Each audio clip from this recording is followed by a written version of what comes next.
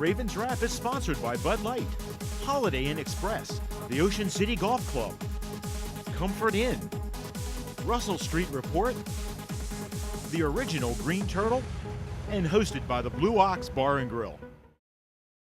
In April 1959, Art Wall won the Masters, edging out Carey Middlecoff and Arnold Palmer by finishing birdie, birdie, birdie, par birdie. 1 month later, Ocean City Golf Club celebrated the opening of their first 18 holes. That course has been transformed now into one of the most scenic golf layouts on the East Coast. Come experience 36 of the most beautiful and challenging holes you'll find anywhere. Ocean City Golf Club in Ocean City, Maryland.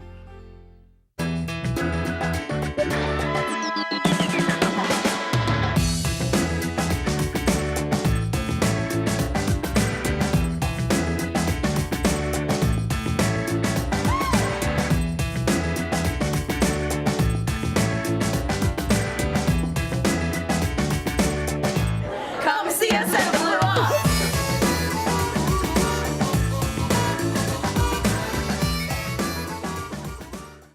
And welcome back in. It is a special edition of the original Green Turtles Ravens Wrap Show, broadcasting here from the Ravens Room at the Blue Ox 127th Street and Coastal Highway in Ocean City. A very special edition. Ravens owner Steve Bisciotti and former University of Maryland basketball head coach Gary Williams joining us. A big hand for the panel once again. And of course, Bruce Larry.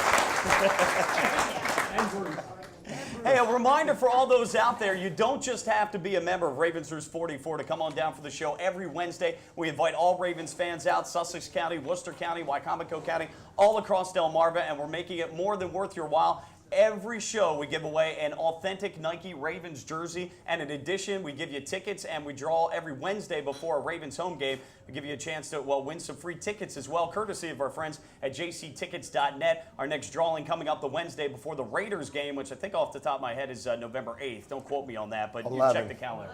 Well, that's the game, right? But we draw the Wednesday before that.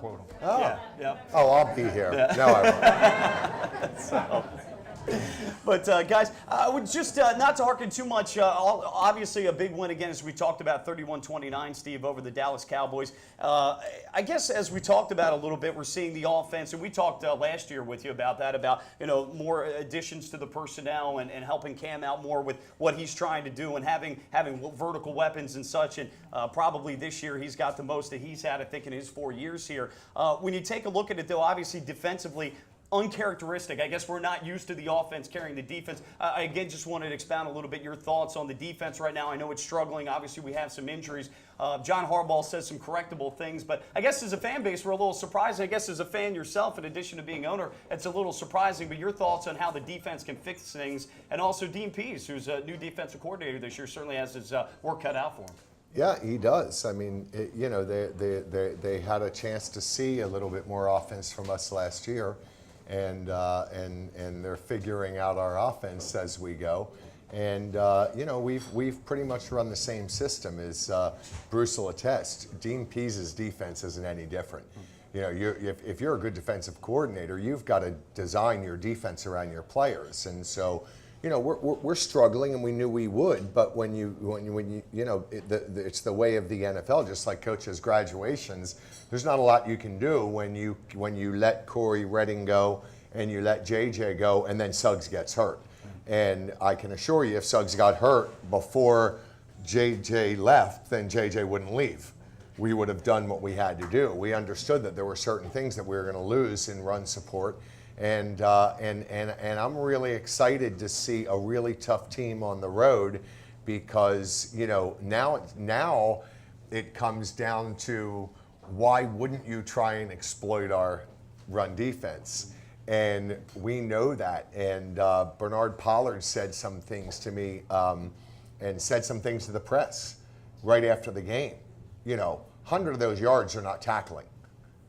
That's true. That was and you saw that. Very, it was the very, worst. Very true. I think that they said that we averaged 5 missed tackles in the first 5 games, and we had 14 missed tackles in that game. So, if we only had 5, we gave up 200 and some yards the game before. But, people are going to, that's what offenses are doing now. They're spreading them out. and they're forcing you to create different personnel packages. And then you saw the evolution of personnel packages, just like in baseball. You see the relievers coming in and out of the game, sometimes 3 of them in an inning. And that's what they did. So the offense responded by going hurry up to keep certain defensive packages on the field. And that's what we're doing. So I don't feel great about the Kansas City win. I don't feel great about this win, but I feel really good about going into Houston at 5-1 because that's all you can do. Yeah. So, I mean, I hate to, maybe this will go national. We can't do any worse.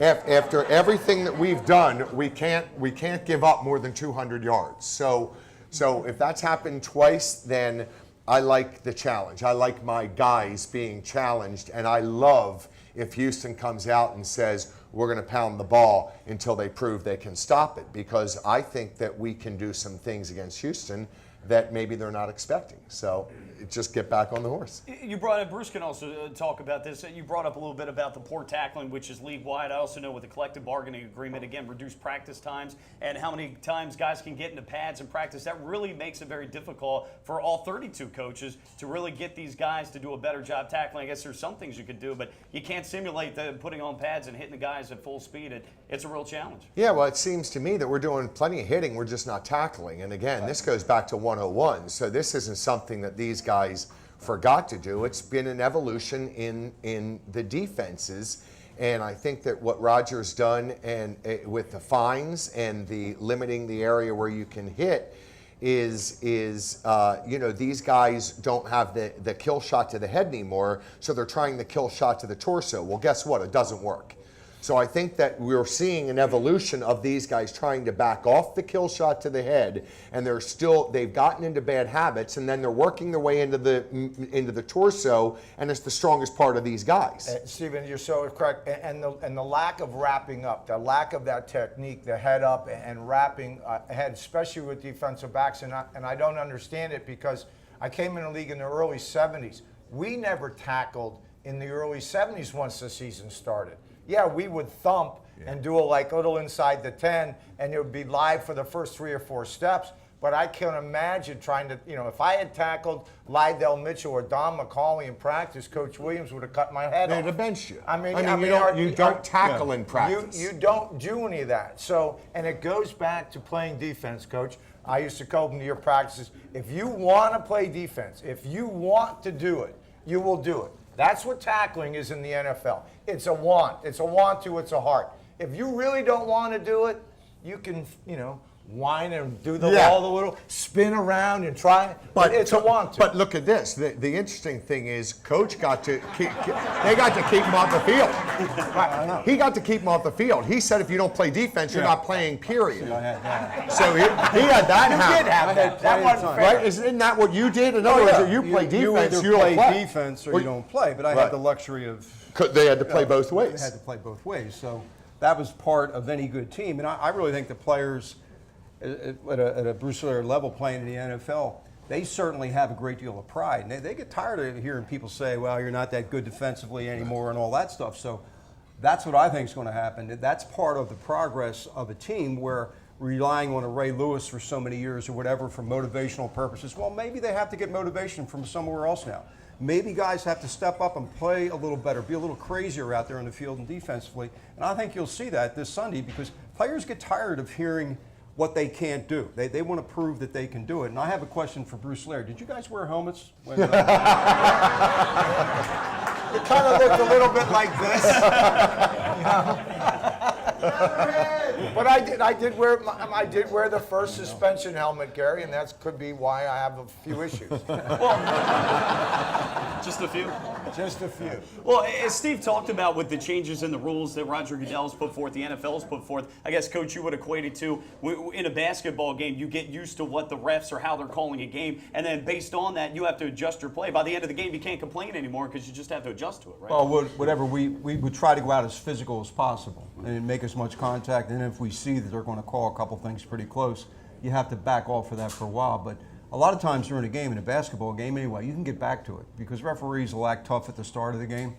But once you try to manipulate them a little bit, sometimes you get away with some things as the game goes on. So you can't, but see, the thing is, you can't go away from your philosophy of how you want to play. You have to play a certain way, or else you're not going to be any good if you keep changing and trying to adjust all the time. Here's how we play. Hopefully, if they're good officials, they'll adjust the way you play, too. And Gary, but you knew those guys. You were ACC referees. You had a good understanding of how they call games, and you could talk to your players about that. And Steve, what was interesting when I first started talking to guys, some of the guys in the locker room early on, some of these DBs would not know who the back judges were. Did not have an idea who's this guy that has that flag. And you know, I learned it because older vets come to me and say, you got to find your back judge, find out his first name, ask him how his wife and kids are, talk to him a little bit, and sit there and sit there and sit there and literally say, when we're in bunch, when I'm doing something, here's what I got going, I want you to check this out. It's going to look like I'm holding. Yeah. Which I was. Right. But I want you to think about it. Right. I'm not going to look like I'm holding, but I don't want the pick play. And believe me, that It absolutely works. You see, he's the master of it. Yep. And I think the players now need more of that. They have to understand they're part of the game. Yeah, Love them or like them, you don't. I was with 6 ACC referees one night having drinks, and I said, "Does he drive you crazy?" And they said, "We love him. Right, exactly. See We that? love him." So they know what you're getting. So it was like just what you're saying. He treated them like men off the court, and then he rode them like dogs on the court, and they considered it a wash. Absolutely. I'll tell you what we do Right? a lot of times. Like if we had an out-of-bounds play in front of the bench or on the baseline right by the bench there, I tell the referee what we were going to do on the play so they weren't surprised by what happened. So they could look good by not missing a call or making sure they were in the right position. No, really. That's part of the deal. I'm telling you, that psychological thing of a 60-minute game, you have no idea what that can entail, and especially the last 2 minutes of the half, Steve, the last 2 minutes of games. You're sitting there, I used to go there and say, oh man, this could be a tough one. You know, lighten up here because I'm jamming. Okay, so he's already know, just like Coach said, he already knows I'm coming up jamming.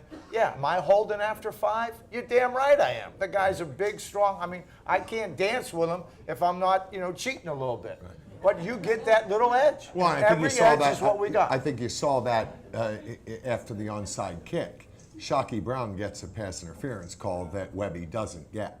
I mean, they don't know who Shockey Brown is. They just see a new guy out on the field, and they gave him a pass interference that was not a pass interference. It's contact. It's not pass interference. And unfortunately, they don't know who Shockey Brown is. But if we have our way, they're going to know who Shockey Brown is in the next 6 weeks. He's Ravens owner Steve Bisciotti, former University of Maryland head basketball coach Gary Williams, former Baltimore Colt All-Pro safety Bruce Laird. All world. I went to all world. Okay. How can I be here if I'm not all world? Hey, more of the Ravens Wrap Show to come on Comcast Beach TV and 93.5 The Beach. We're back.